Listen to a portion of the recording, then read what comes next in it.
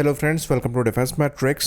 तो Dassault aviation के CEO द्वारा मीडिया को इन्फॉर्म किया गया कि जो डसॉ रफाल की डिलीवरीज हैं इनमें डिले होने वाली है क्योंकि जो डिज़ायर्ड प्रोडक्शन रेट है ये डसॉ द्वारा अचीव नहीं किया जा पा रहा है। तो डसॉ सीईओ एरिक ट्रेपियर द्वारा सप्लाई चेन इशू को डिले का कारण बताया गया, जिसकी वजह से जो प्रोडक्शन पेस है जो कि करीबन 2 एयरक्राफ्ट पर मंथ की थी वो भी अचीव नहीं की जा पा रही है। इस प्रोडक्शन पेस को बढ़ाकर 3 एयरक्राफ्ट पर मंथ करना था, जिससे जो प्रोडक्शन रेट है ये 36 एयरक्राफ्ट पर ईयर हो पाता।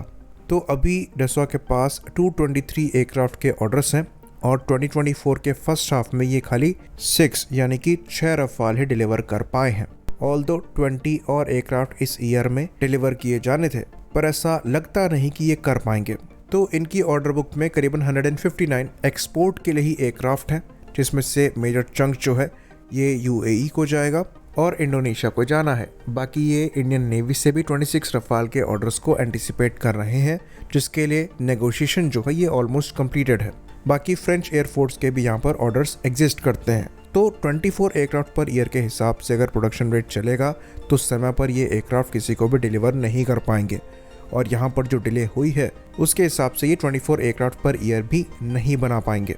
तो एरिक ट्रेपियर द्वारा ये चीज़ कही गई कि हम पूरी तरीके से कोशिश कर रहे हैं समय पर इन प्लेटफॉर्म्स को डिलीवर करने की, पर हालात को देखते हुए ये चीज़ पॉसिबल नहीं होगी।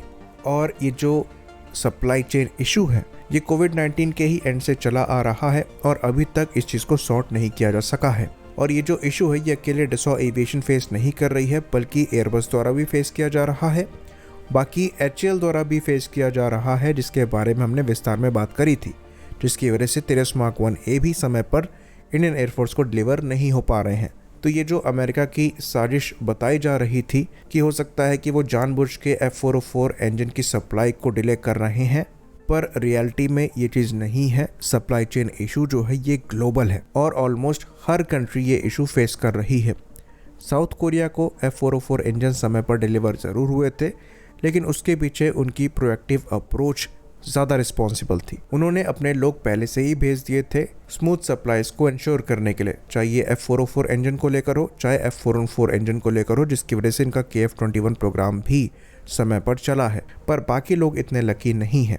एचएएल, एयरबस, डसॉ जैसी companies in supply chain issue की वजह से मैसिव डिले को फेस कर रही हैं और ऐसा मानकर चला जा रहा है कि ये इशू नेक्स्ट ईयर तक ही प्रॉपरली सॉर्ट हो सकता है। तो डसॉ अपनी कैपेबिलिटी को बढ़ा सकती है, इवन वो 3 एयरक्राफ्ट पर ईयर के हिसाब से मैन्युफैक्चर कर सकते हैं, लेकिन जो इंपॉर्टेंट कंपोनेंट्स यहाँ पर लग रहे हैं जो कि इनको मिल ही नहीं पा रहे हैं, उनके ना होने की वजह से कैपेबिलिटी को रैंप अप करने का कोई फ़ायदा ही नहीं है, क्योंकि डिले वहाँ पर वैसे ही होनी है।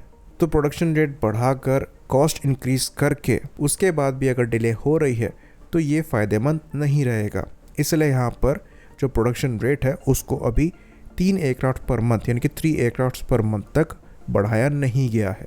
तो एरिक ट्रेपियर द्वारा ये चीज़ भी क्लियर करी गई कि हमारे पास जो फैक्ट्रीज़ हैं, सब कॉन्ट्रैक्टर्स हैं, असेंबली प्लांट्स हैं, वहाँ पर कैपेसिटी को रैंप अप किया जा सकता है, जिसकी वजह से हमारे पास रूम बचेगा फर्दर नए कॉन्ट्रैक्ट्स को लेने का। पर फिलहाल के लिए जो फाइनल असेंबली है वहाँ पर सप्लाई चेन इशू की वजह से परेशानी आ रही है। तो छोटे मोटे इक्विपमेंट्स की सप्लाईज को लेकर भी यहाँ पर इशू एग्जिस्ट करता है।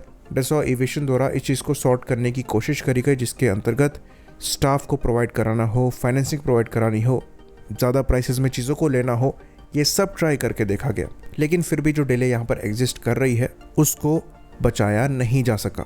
तो अब यहाँ पर इन चीज़ों को इंडिया के पर्सपेक्टिव में भी देखा जा रहा है और ये मानकर चला जा रहा है कि पहले से ही डसॉ एविएशन अपने कमिटमेंट को पूरा नहीं कर पा रही है, तो क्या इंडियन नेवी के एडिशनल ऑर्डर्स को वो समय पर डिलीवर कर पाएंगे। तो जैसा कि हमने बताया, ये जो डिले हुई है इसको एड्रेस करने के लिए डसॉ एविएशन द्वारा पहले से ही चीज़ों को रैंप अप किया जा रहा है और इन इश्यूज के सॉर्ट होने के बाद जो प्रोडक्शन रेट है ये पहले से ज़्यादा होगा। अभी ये 24 एयरक्राफ्ट पर ईयर का है, इससे पहले 36 एयरक्राफ्ट पर ईयर का किया जाएगा। और जैसा कि एरिक ट्रेपियर द्वारा कहा गया, डसॉ एविएशन की कैपेसिटी एग्जिस्ट करती है कि वो इसको फर्दर बढ़ाए और एडिशनल ऑर्डर्स को भी वो ले पाएँ, लेकिन वहाँ पर भी लिमिटेशंस हैं।